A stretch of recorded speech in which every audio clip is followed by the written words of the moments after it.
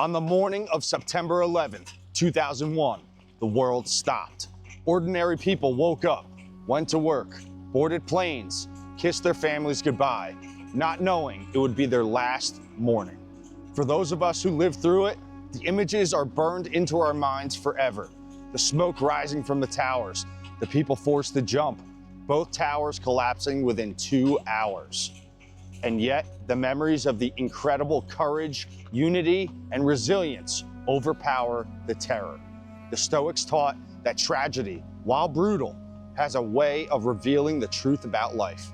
Marcus Aurelius once wrote, "You may leave this life at any moment. Have this possibility in your mind in all that you do, or say, or think." Those words feel heavier when remembering 9/11. No one who walked into the World Trade Center that morning knew it would be their last. Life is fragile. It can be cut short in an instant.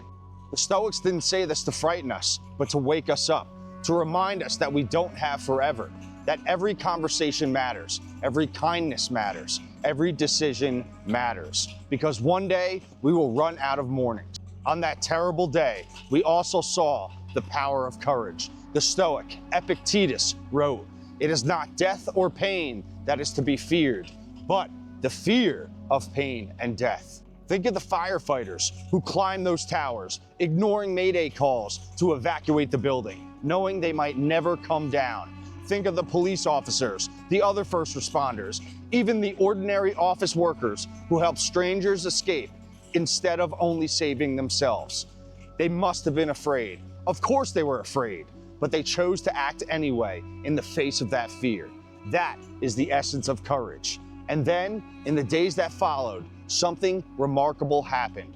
For a moment, the divisions that so often separate us fell away. People lined up to donate blood, volunteers flooded into New York to help, neighbors looked out for one another. Marcus Aurelius wrote, "We are made for cooperation, like hands, like feet, like eyelids, like the rows of the upper and lower teeth." After 9/11, we lived that truth. We remembered that we are not just individuals, not just members of different political parties or religions or backgrounds, but fellow human beings, bound together by something deeper. But maybe the most enduring lesson of 9/11 is resilience. Epictetus reminded us, man is not disturbed by events, but by the view he takes of them. The attacks could have broken us. They could have shattered the American spirit. But instead, we rebuilt. New Yorkers went back to work. Families, though grieving, carried on with strength and dignity.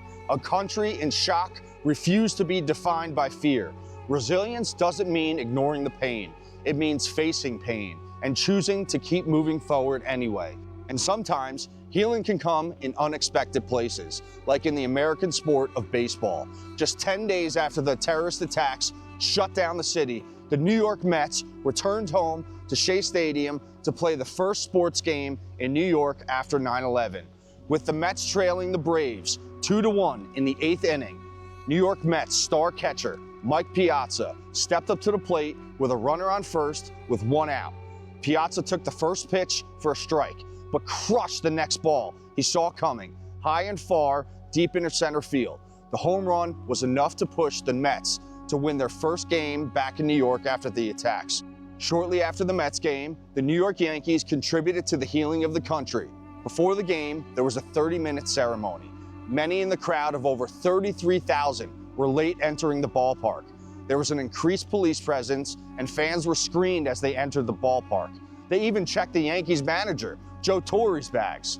Members of the New York City Fire Department and Police Department stood along the first and third base lines with the players from each team. Taps was played by Branford Marsalis. The Harlem Boys Choir sang "We Shall Overcome" and joined Michael Bolton in singing "Lean on Me." A rendition of "God Bless America" was offered by tenor Ronan Tynan.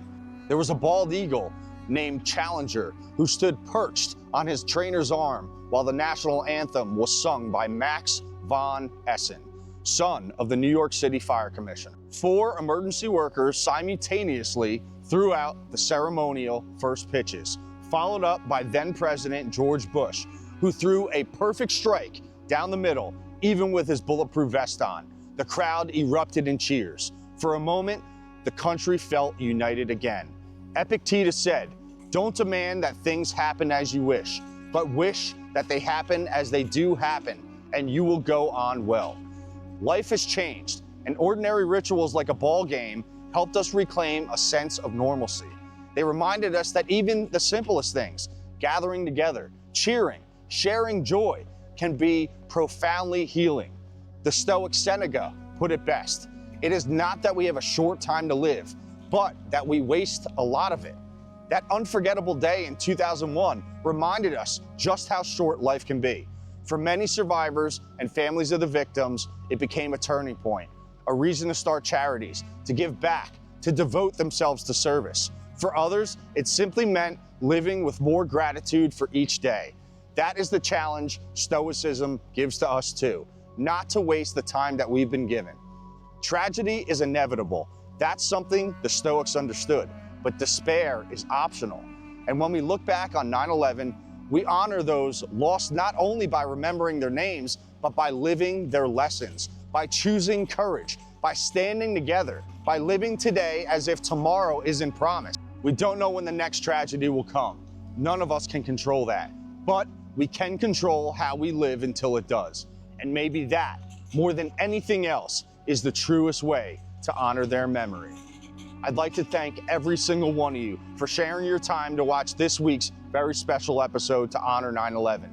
Please be sure to like this video if you liked it, and please follow and subscribe to us on both Instagram and YouTube. It will really help me grow this club and achieve the goals that I have set for this channel in the future. We also have an awesome merch store stocked up with a full line of quality clothing with amazing custom designs by our in-house artist, Bobby. All of our clothing is made with heavyweight fabric, and we use Champion brand for our hoodies and sweaters so that you know you're getting quality gear. Please be sure to take a moment this Thursday to take a moment of silence to yourself to reflect upon the events that took place here 24 years ago. Give those who were lost that day a moment of your time and your thoughts. I hope everyone has a safe and successful week ahead, and I'm stoked to see everyone next Sunday right here at the Stoic Social Club.